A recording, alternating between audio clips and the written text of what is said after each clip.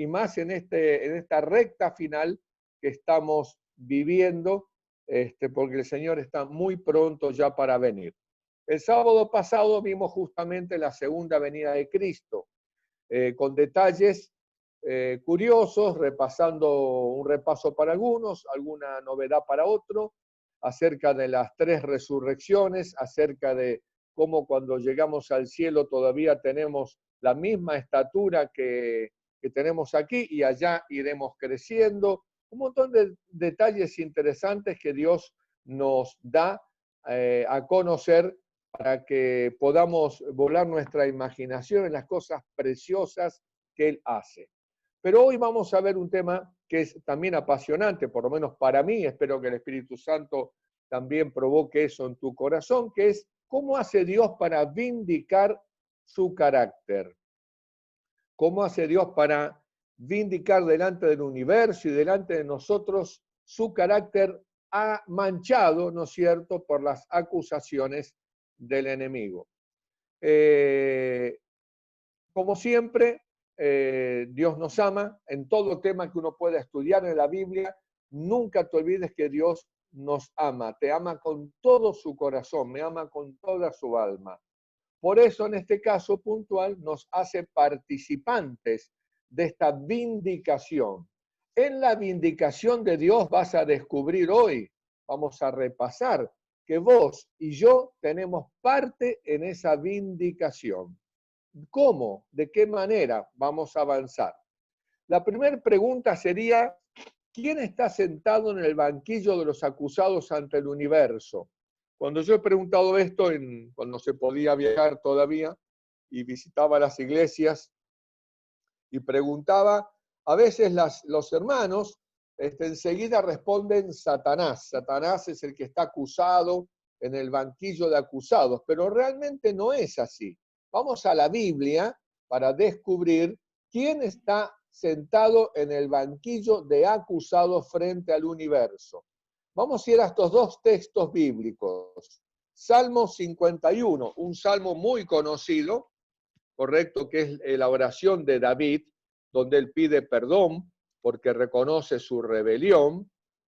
Allí en el Salmo 51, presten atención porque en el versículo 3, 4 y 5, David dice algo muy interesante. Imaginemos a David que está allí en medio de una montaña, hablando a solas con el Señor. Y dice, porque yo reconozco mis rebeliones y mi pecado está siempre delante de mí. Contra ti, le está hablando a Dios, contra ti solo he pecado y he hecho lo malo delante de tus ojos, y escuchen ahora, para que seas reconocido justo en tu palabra. ¿Quién tiene que ser reconocido justo en su palabra? Dios, lo está diciendo David. Yo reconozco mis rebeliones para que tú seas reconocido justo en tu palabra. Y escuchen ahora, termina el texto diciendo, y tenido por puro en tu juicio. O sea que el que está sentado en el banquillo acusado se duda de su palabra y se duda, ¿no es cierto?, de su juicio, es Dios. Si ustedes recuerdan, para ir entrando en el tema y comprendiendo, cuando uno lee el primer libro que se escribió de la Biblia, que es el libro de Job, allí hay un encuentro de conversación en esa asamblea en el cielo entre Dios y Satanás. Y es Dios que le dice a Satanás, ante los representantes del universo, que si no ha contemplado a su siervo Job, que es varón justo, perfecto, apartado del mal, temeroso de Dios.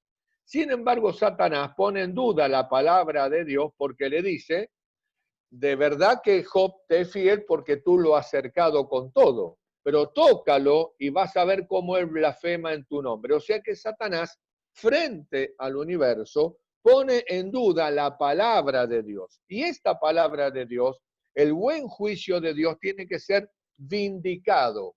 Vamos a ver Romanos capítulo 3, allí el texto de Romanos capítulo 3, el capítulo 3 de Romanos, en el versículo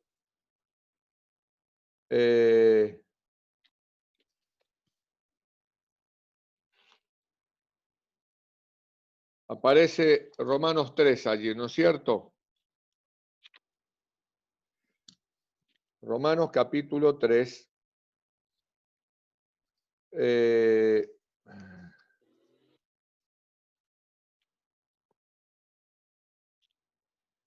Ya estoy con ustedes.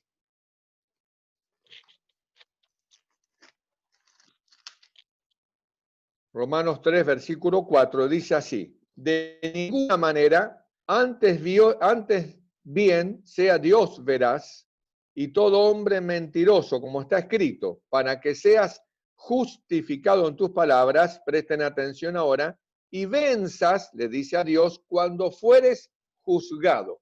O sea que Dios es juzgado por la forma en que Él va a juzgar, porque el juicio lo hace Dios. Y por la forma en que Él juzga, se va a verificar si es justo como juez o no es justo como juez. O sea que, en otras palabras, el que está sentado en el banquillo de acusados ante el universo es Dios.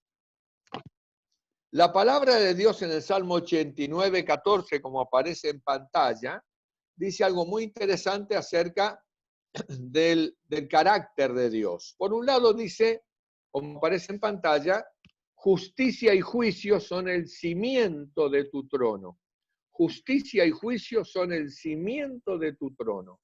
Pero misericordia y verdad van delante de su rostro. O sea que la justicia y el juicio son el cimiento del trono de Dios. Pero Dios no aplicó la justicia al ser humano en cuanto cayó, sino que le dio un tiempo de gracia, aplicó la misericordia que aplica en tu vida y en mi vida. Cuando uno pecó, merece la muerte. Sin embargo, Dios no aplicó la justicia inmediata, sino que delante de su rostro va la misericordia. Por eso estamos vivos, tú y yo. Por eso, querido hermano, querido amigo, nosotros tenemos este tiempo de gracia por la misericordia de Dios. Ahora, para que ustedes vean cómo va a terminar el conflicto, toda esta vindicación que Dios está tratando de hacer desde hace ya unos 6.000 años, ¿cómo va a terminar? Vamos a ver el final y después vamos a ver cómo Dios desarrolla para llegar a ese final. Allí en Isaías 45, Dios hace un juramento. Isaías capítulo 45, versículo 23, y dice así: por mí mismo hice juramento, de mi boca salió palabra en justicia y no será revocada, que a mí se doblará toda rodilla y jurará toda lengua. ¿Qué está diciendo Dios aquí? Dios está anticipando que un día toda rodilla se va a doblar y va a reconocer la justicia de Dios. O sea que el final de este gran conflicto, y quien leyó el conflicto de los siglos, y si no, le animo, hermano querido amigo, a que lea este libro, en los capítulos finales, que habla justamente de lo que ocurre después del milenio, que vamos a ver mañana especialmente ese tema, perdón, el sábado que viene, el milenio, toda rodilla se dobla, hasta la rodilla de Satanás se va a doblar reconociendo la justicia de Dios. Ahora, Satanás, dice el linaje de White, ejerció poder guerreando contra Dios. La pureza y la paz y la armonía del cielo serían para él suprema tortura. Sus acusaciones contra la misericordia y la justicia de Dios están ya acalladas. Finalmente, los vituperios que procuró lanzar contra Jehová recaen enteramente sobre él. Y ahora, presten atención, Satanás se inclina y reconoce la justicia de su sentencia. O sea que la forma en que Dios va llevando este conflicto, la forma en que Dios va llevando esta vindicación, va a terminar en que todo el universo comprenda que Dios ha sido justo, que no, las acusaciones de Satanás son injustas, fueron injustas, y hasta el mismo Satanás doblará sus rodillas reconociendo la justicia de Dios. Bueno, esto está muy bueno que la Biblia y el Espíritu Profecía lo expliquen, porque entonces sabemos el final de la historia, sabemos cómo termina esta historia, sabemos que va a terminar bien, como en un cuento de hadas, por decir así, solamente que a diferencia del cuento de hadas, esta historia es verdadera, es la historia de Dios en el gran conflicto de los siglos. Ahora, la pregunta que se levanta para desarrollar el tema de hoy, sabiendo que al final Dios va a ser vindicado y hasta el mismo Satanás va a reconocer que Dios fue justo, la pregunta es, ¿qué plan desarrolla Dios para vindicar su nombre? ¿Cuál es el plan? ¿Cómo hace Dios? ¿Qué parte tenemos usted y yo en este plan? Vamos a la Biblia, a Daniel capítulo 7. Daniel capítulo 7. Allí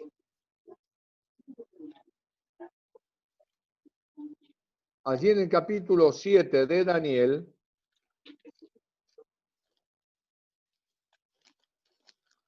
aparece la visión de las 4 bestias, que no vamos a desarrollar, por supuesto, pero ustedes se acuerdan, ¿no es cierto? Aparece el león, símbolo de Babilonia, el oso, símbolo de Medo-Persia, después aparece el leopardo de 4 cabezas, símbolo de Grecia, y después aparece una bestia espantosa que simboliza Roma. Cuando Daniel está mirando esa visión, contemplando esa visión, de pronto aparece un cuerno pequeño, y él se interesa en el cuerno pequeño, está asombrado con la obra del cuerno pequeño.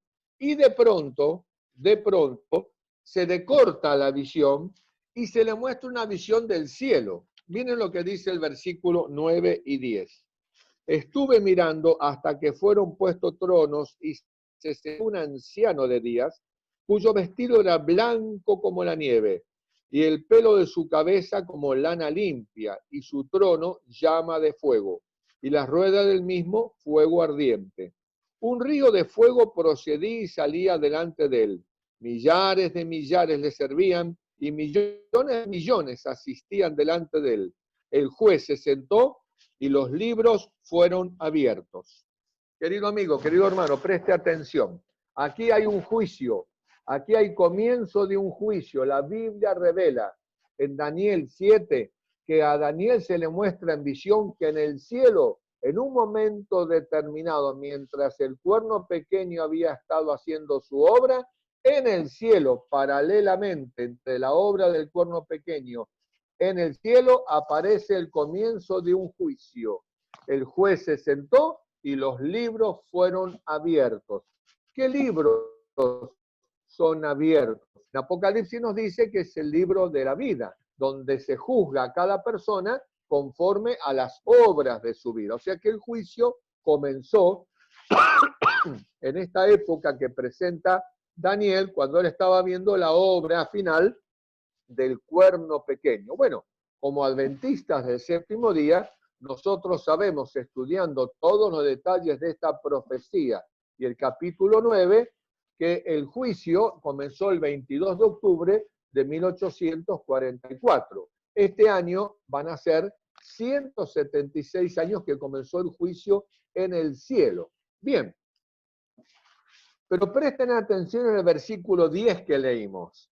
Allí nos revela algo muy interesante. El versículo 10 de Daniel 7 dice, un río de fuego procedía y salía delante de él, millares de millares le servían y millones de millones asistían delante de él. Acá tenemos 2 grupos.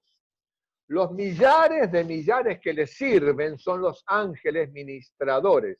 El cielo está lleno de ángeles que rodean a Dios, están los querubines, los serafines, cada uno tiene su cargo, su responsabilidad, ¿correcto?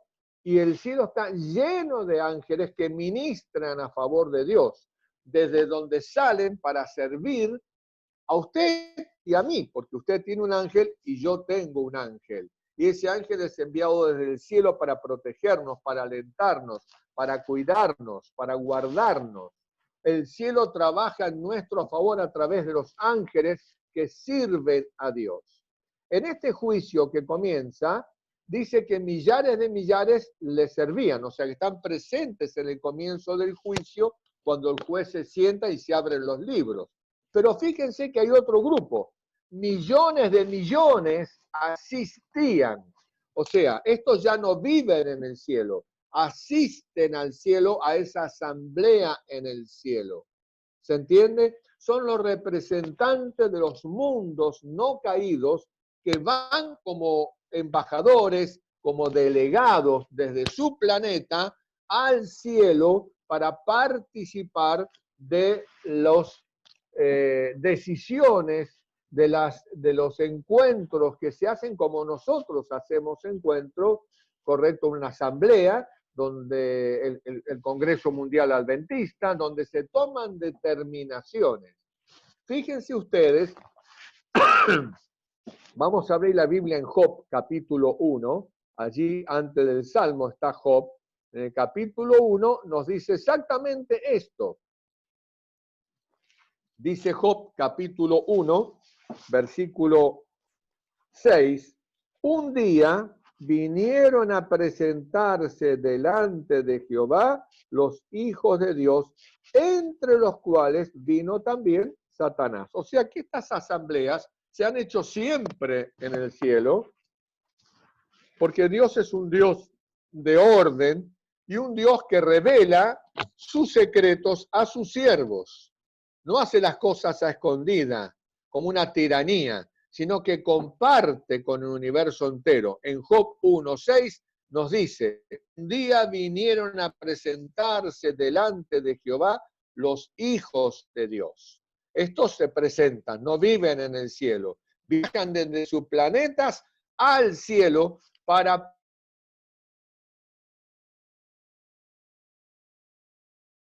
manera. Satanás tendría que haber sido Adán, pero como Adán le entregó su voluntad, habiendo cedido a los requerimientos de la serpiente, Satanás quedó, como dice Jesús, como príncipe de este mundo. Y como representante y príncipe de este mundo, se presenta en el cielo. Y allí aparece el diálogo, porque en el versículo 7 le dice, dijo Jehová a Satanás, ¿de dónde vienes? Respondió Satanás a Jehová y dijo, de rodear la tierra y de andar por ella. O sea que el regente de la tierra es Satanás, el príncipe de este mundo, y cuando llegó el momento de que cada planeta envíe su delegado, Satanás se presentó como delegado de este planeta, ¿correcto? Muy bien, ¿qué estamos diciendo con esto? El juicio que comienza el 22 de octubre de 1844, que ya comenzó hace 175, casi 176 años, están presentes en ese juicio que comienza con el juicio de Adán y sigue por cada ser humano, están presentes para corroborar, para verificar, para Dios hace las cosas transparentemente, lo hace delante de los ángeles y de los representantes de los mundos. Bien, vamos a avanzar entonces ahora. Ahí tenemos un cuadrito, el comienzo del juicio que ven en pantalla en rojo, el 22 de octubre de 1844, y después la flechita en verde que es el fin del tiempo de gracia. En un momento determinado, el juicio va a terminar en el cielo, y nos dice Apocalipsis que Jesús va a tirar en incensario, que es símbolo de la mediación, porque ya no va a haber más mediación cuando termine el tiempo de gracia, el justo seguirá siendo justo, y el injusto seguirá siendo injusto. Jesús se viste de ropas de Rey de Reyes y viene a buscarnos. Cuando viene a buscarnos, cuando sale del cielo para venir a buscarnos, ¿qué ocurre? Van a ver ahora. El fin del juicio investigador lo tenemos allí en flecha amarilla. Y abajo, el 22 de octubre de este año 2020, se cumplirán 176 años del comienzo del juicio investigador. Así que nosotros como adventistas conocemos este tema, estudiándolo en la Biblia, y eso nos hace muy diferente en la visión que Dios nos da al estudiar las Escrituras y comprender estos temas, que ustedes recuerden, nadie, ninguna religión en el mundo conoce estos temas, porque no se estudia la Biblia de esta manera. pero Dios ha dejado revelado todas las cosas para que no estemos a oscuras, a ciegas, a tientas, caminando en el camino hacia el cielo. Sabemos que cuando termina el fin del tiempo de gracia, como aparece en pantalla, comienzan las plagas. Y después que las plagas caen, ¿qué produce? La segunda venida de Cristo. Muy bien. Antes que Cristo venga, aparecen las plagas. Y cuando las plagas van cayendo, preste atención, hermano querido, que es muy importante esto, ya había terminado el juicio, por eso el fin del tiempo de gracia, comienzan a caer las plagas y el ángel que le toca la responsabilidad de derramar la tercer plaga da un mensaje muy importante sobre este tema.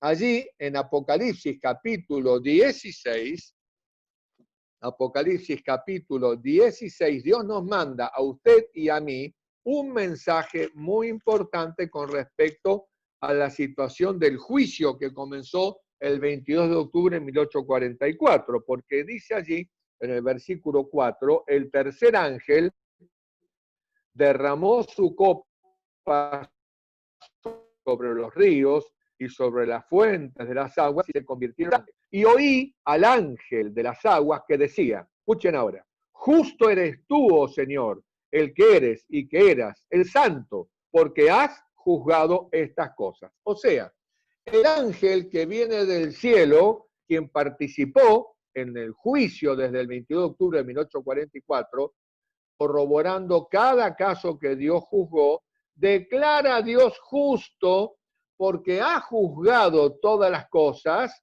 y han corroborado que Dios fue justo en cada uno de los juicios. O sea, aquí nos estamos adelantando a nuestra época. Dios ya nos cuenta el futuro cómo va a ser. Ustedes saben que mi hija, la primera que falleció cuando tenía 27 años, le gustaba leer, pero tenía la costumbre de leer siempre el final del libro. Si el final terminaba bien, leía el libro. Si el final no terminaba bien, no leía el libro. Así que ella tenía esa costumbre. Y acá Dios nos cuenta que el final de la historia termina bien. Correcto. Usted y yo ya sabemos el futuro, sabemos por la revelación de la palabra de Dios que Dios va a ser perfectamente vindicado, se va a declarar ante el universo justo, cada uno le va a declarar como justo, el mismo Satanás va a declararlo justo y el ángel que aparecerá cuando caigan las plagas, quizás dentro de 5, 10, 20, no lo sé cuándo porque no hay fecha, pero va a suceder, va a decir esto. Nosotros lo sabemos anticipadamente porque Dios a nosotros, a cualquiera que vaya a la Biblia, puede descubrir aún el futuro de lo que va a ocurrir, porque Dios lo revela en su palabra.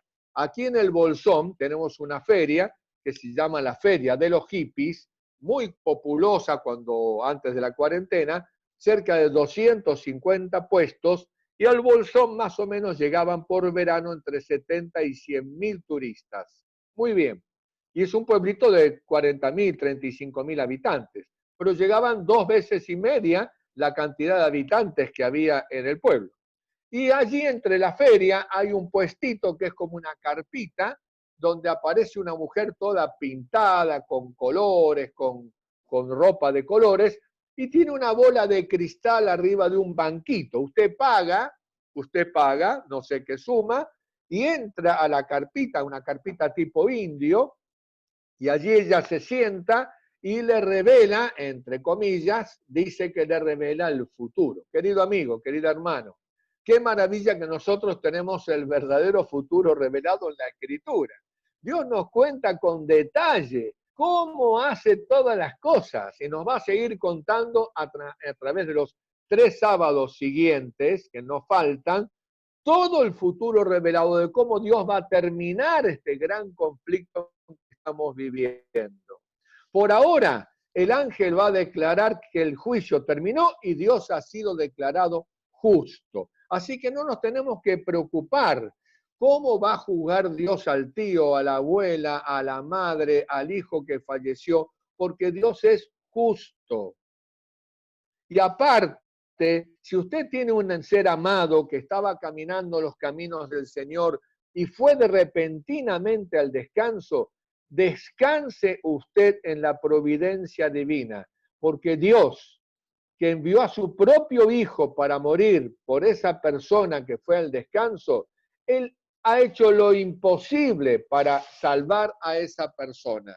Y muchas veces Dios ve que es el mejor momento para guardar a sus hijos en el descanso. Y no lo busquen, pero Isaías 57:1 dice eso, dice, mueren los justos y no hay quien piense en ello. Mueren los santos y no hay quien entienda, no tienen capacidad de entender que de delante de la aflicción fue quitado el justo.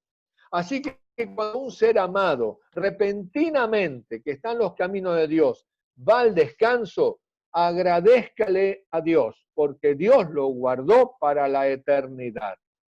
Ese es lo que la Biblia nos presenta, un Dios que salva, no un Dios que está aplastando a las personas con un matamosca cuando cometen un pecado, no, querido amigo.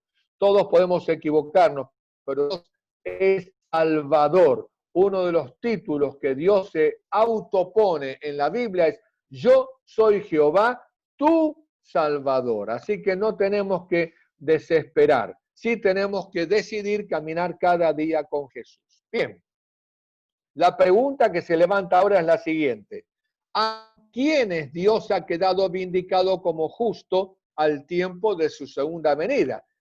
¿Ante quién ha quedado Dios declarado justo? Ante los que fueron convocados en el juicio, lo vimos en Daniel 7. ¿Quiénes eran? Los ángeles y los representantes de otros mundos. Todos ellos ya tienen claro, cuando Cristo regresa a la tierra, que Dios ha sido justo en cada caso porque participaron del juicio de Adán, del juicio de Eva, del juicio de Caín, y así de cada uno de la historia humana. Ahora Jesús regresa, viene con sus ángeles, como aparece en pantalla, resucita a los hijos suyos que han creído en Él, que son salvos. ¡Qué maravilla! Las familias se vuelven a unir. Los ángeles llevan bebés a los brazos de las madres. Amigos que la muerte separado no se separan ya nunca más. Somos llevados como una lluvia invertida. Miren que esto es una pinturita. Imagínense miles de millones como la arena del mar ascendiendo de la tierra al cielo. Increíble. Somos llevados a la presencia de Jesús allí en las nubes. Qué pintura más preciosa. A mí me emociona mucho. Y entonces comienza el viaje al cielo. Un viaje de 7 días. Juntos entramos en la nube y durante 7 días fuimos ascendiendo al mar de vidrio, donde Jesús sacó coronas y nos ciñó con su propia mano. ¿No es cierto? También colocó arpas de oro y palmas de victoria, primeros escritos, página 17. Ese viaje de 7 días, querido amigo, usted no se lo puede perder. Estamos aquí para prepararnos para ese viaje al cielo. Querida hermana, querido hermano, no podemos perder esto, ya está todo armado por Dios. Comienza el milenio, que vamos a ver el próximo sábado. Entonces la pregunta es la siguiente: los delegados del universo corroboraron la justicia divina, donde en el juicio investigador vieron la justicia de Dios. Los ángeles corroboraron la justicia divina, ¿dónde? En el juicio que comenzó el 22 de octubre de 1844. La gran pregunta: ¿quiénes falta corroborar el juicio? ¿Quiénes? Nosotros, usted y yo, porque cuando vaya al cielo y yo vaya al cielo, nos vamos a encontrar con que el tío Pepe no está en el cielo.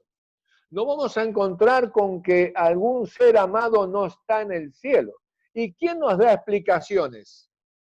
Si nadie nos diera explicaciones, nosotros levantaríamos una nueva rebelión. Por eso Dios maravillosamente ha separado 1000 años, que vamos a ver el próximo sábado. Por eso ¿cuál será nuestra tarea durante el milenio? ¿Usted piensa que en el milenio va a tocar un arpa sentado en la nube? No, esa no es la tarea. Dios ha separado 1000 años, que lo vamos a desglosar con lujo de detalle el próximo sábado, para una tarea. ¿Qué tarea? Dice la Biblia claramente en Daniel 7:22, que el juicio se le da a los santos del Altísimo. Ahora nosotros tenemos que corroborar cada uno de los casos que nos interese, seguramente en primer lugar, para corroborar que Dios ha sido justo. Porque los ángeles ya lo tienen claro, los representantes de los mundos, y por lo tanto los mundos del universo también tienen claro que Dios ha sido justo. Pero si a nosotros no se nos explica nada, y llegamos al cielo y yo me encuentro con usted y le digo a Gabriela, hola Gabriela, qué lindo verte, ¿te acordás aquellos momentos cuando compartíamos el Zoom? Sí, me dice Gabriela, pero yo estoy preocupado porque mi tío, que iba a la iglesia todos los sábados, no lo encuentro. No me digas, le digo yo. Y yo estoy buscando a mi padre, que mi padre era pastor o era anciano. ¿Y cómo no está? Y ahí nos encontramos con otro hermano y también le falta alguno. ¿Qué sucedería? Sucedería que iríamos a golpear la puerta para preguntarle al Señor qué pasó con mi tío, qué pasó con el pastor, qué pasó con aquel, u otro. Y seríamos una nueva rebelión en el cielo, porque somos seres racionales y queremos explicaciones. Por eso Dios separa 1000 años para nosotros corroboremos los juicios en lo que se llama juicio corroborativo. Se los voy a explicar de otra manera y lo van a entender más claro.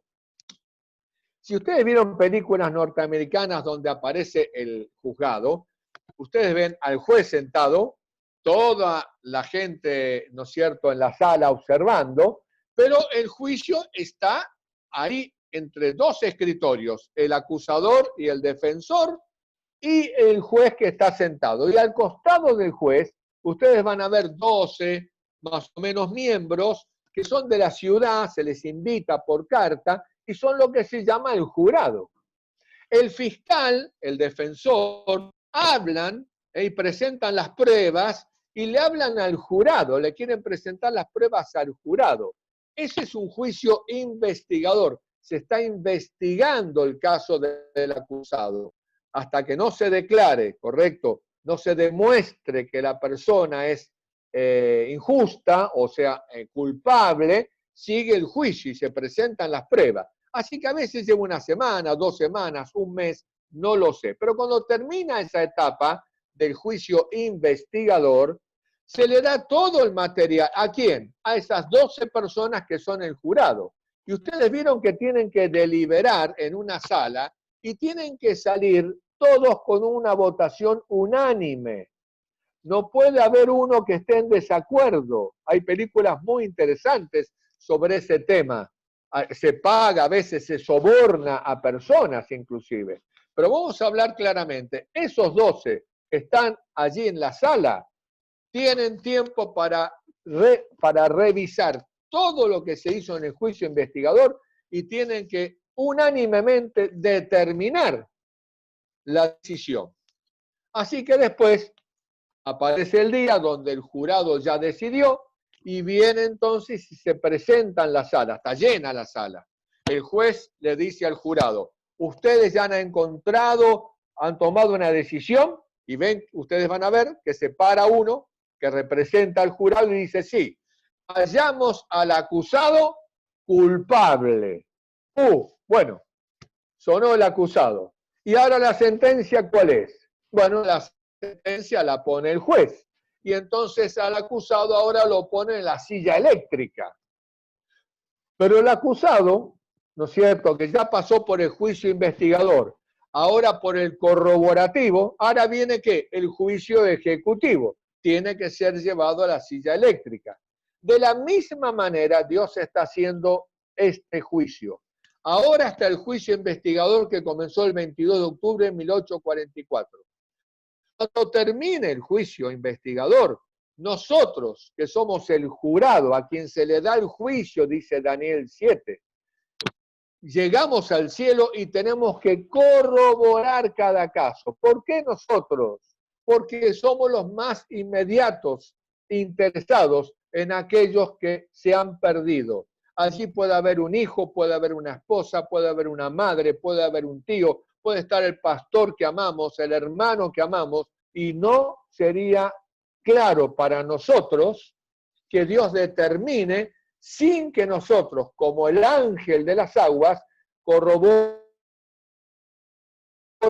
Este tema es tan importante, y lo van a ver el último tema que voy a dar, que se llama ¿Cómo hace Dios para que el mal no se levante por segunda vez? O sea, seguridad eterna, porque Dios nos promete que el mal nunca más se va a levantar. Y si usted y yo quedamos con una duda aquí adentro, somos un futuro Satanás que se puede revelar en el cielo.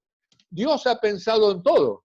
Y la forma en que Dios vindica su carácter lo hace para que nunca más el mal se vuelva a levantar por segunda vez. Por eso en el milenio, que veremos el próximo sábado, está determinado, dice, para usted y para mí, para que en 1000 años nosotros verifiquemos lo que hasta ahora al universo le ha llevado solamente 176 años. Bien, vamos a leer esto que está aquí, que usted le va a llamar la atención. ¿Qué es lo que van a juzgar los santos si ya la humanidad ha sido juzgada? La pregunta que se puede levantar, ya lo explicamos, pero vamos a repasar. ¿Cuál es la tarea que tendrán los redimidos? Bueno, San Pablo en 1 Corintios 6, 2 y 3 dice así: ¿o no sabéis que los santos han de juzgar al mundo? ¿No sabéis que hemos de juzgar a los ángeles? O sea, no solamente, querida hermana, querido hermano, nosotros vamos a juzgar cada uno de los casos que nos interesen del mundo, sino que también nos va a tocar juzgar a los ángeles durante el milenio. Dice aquí esta cita de Historia de la Redención, página 415, lo siguiente: después vi tronos y vi que Jesús y los redimidos se sentaban en ellos y que los santos reinaban como reyes y sacerdotes de Dios. Cristo, junto con su pueblo, juzgó a los impíos muertos. Ya estamos en el cielo, piensen. La palabra de Dios, comparaban sus acciones con el libro de estatutos, la palabra de Dios, y fallando cada caso según lo hecho en el cuerpo. Después sentenciaron a los impíos a la pena que correspondía de acuerdo con sus obras, que quedó escrita frente a sus nombres en el libro de la muerte. También el diablo y sus ángeles fueron juzgados por Jesús y por los santos. El castigo de Satanás debía ser mucho mayor que el de aquellos a quienes engañó. Este es un juicio corroborativo y donde se decreta una sentencia que después tiene que ser ejecutada después del milenio. Eso lo vamos a ver el próximo sábado. Bien, vamos a Apocalipsis para ir terminando, capítulo 20, versículo 12 al 15. 12 al 15. Dice allí: y vi a los muertos, grandes y pequeños, de pie ante Dios, y los libros fueron abiertos, y otro libro fue abierto, el cual es el libro de la vida, y fueron juzgados los muertos por todas las cosas que estaban escritas en los libros según sus obras. Y el mar entregó los muertos que había en él, y la muerte y el Hades entregaron los muertos que había en ellos, y fueron juzgados cada uno según sus obras. Y la muerte y el Hades fueron lanzados al lago de fuego. Esta es la muerte segunda. Y el que no se halló inscrito en el libro de la vida fue lanzado al lago de fuego. Queridos amigos, Dios nos revela todo lo que Él va a hacer. No para que tengamos miedo, porque no hay que temer nada si estamos escondidos en Jesús. Y si tenemos algún hijo, algún pariente, algún amado que está alejado, hermana, hermano, hay que orar fervientemente, hay que clamar a Dios, porque por delante Dios nos revela qué es lo que va a ocurrir. Y nosotros tenemos que orar fervientemente por aquellos que no se están preparando, que no prestan atención a las verdades de la palabra de Dios. Dice aquí en Profetas y Reyes algo muy alentador, aunque cuando lo lee parece que no lo es, pero es muy alentador. Dice: el libro de la vida contiene todos los nombres de todos los que entraron una vez al servicio de Dios. Si alguno de estos se aparta de él, y mediante una obstinada insistencia en el pecado, se endurece finalmente contra la influencia del Espíritu Santo, su nombre será raído del libro de la vida el día del juicio y será condenado a la destrucción. Esta cita parece terrible, pero es muy alentadora, porque miren lo que dicen en rojo. Si alguno de estos se aparta del primero, no te apartes nunca de Jesús y no seas obstinado, porque para ser condenado tengo que apartarme de Dios. Tengo que tener una obstinada insistencia en el pecado, endureciendo mi influencia del Espíritu Santo. O sea, si cada día nos escondemos en Dios, si cada día buscamos a Dios, si cada día oramos, leemos su palabra, con ganas o sin ganas, dándole lugar a Dios para que obre en nuestro corazón y nos reconsagramos a Él, no tengas nada por qué temer, porque el que comenzó la obra en tu vida, la va a terminar para cuando Cristo venga a buscarte.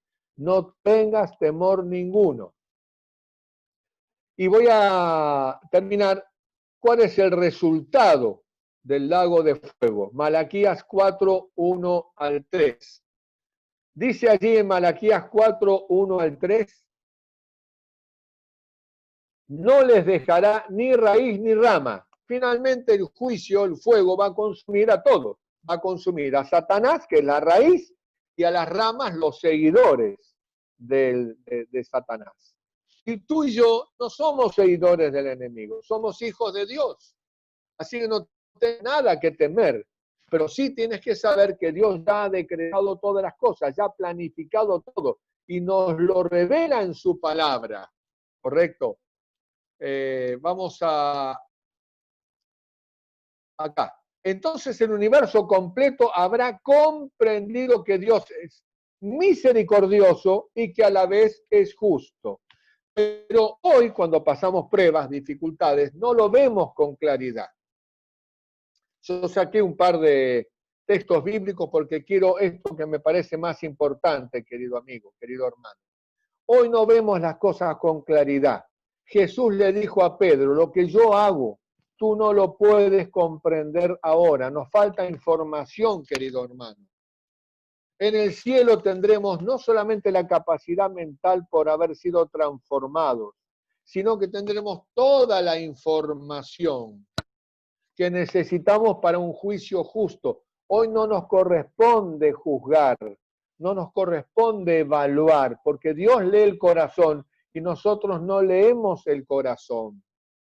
Hay que seguir orando fervientemente por aquellos que queremos que estén en el cielo.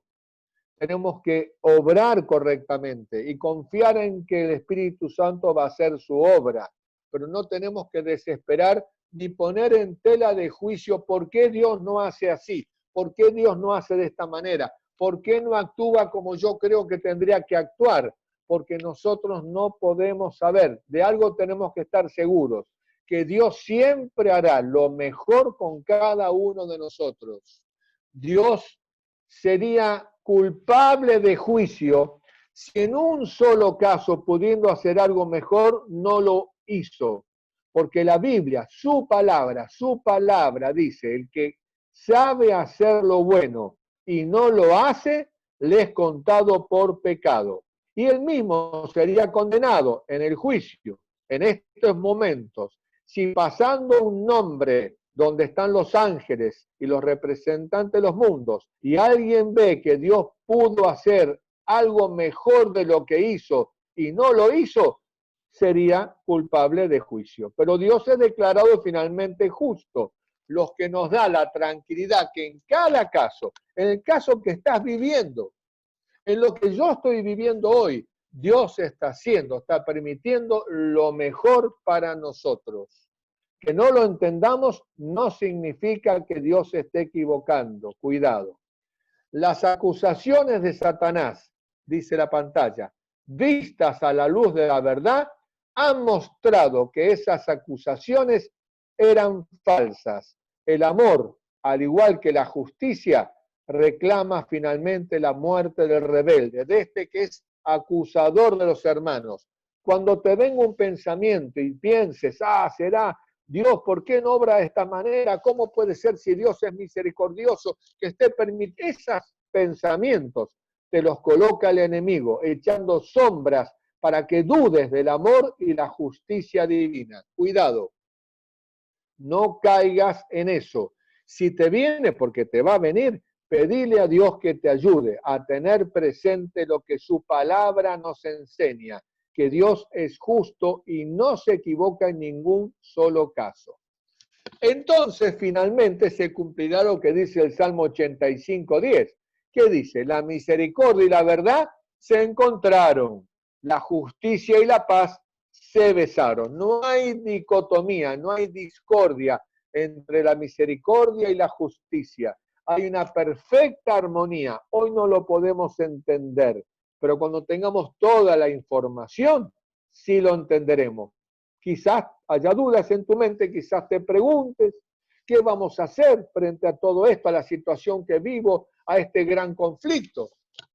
Querido amigo, querida hermana, hermano, yo te invito a que te prepares, a que estudies, a que ores, a que crezcas este tiempo de pandemia, que quizás no sé cuánto más va a durar, algunos dicen 2 años más, no tengo idea.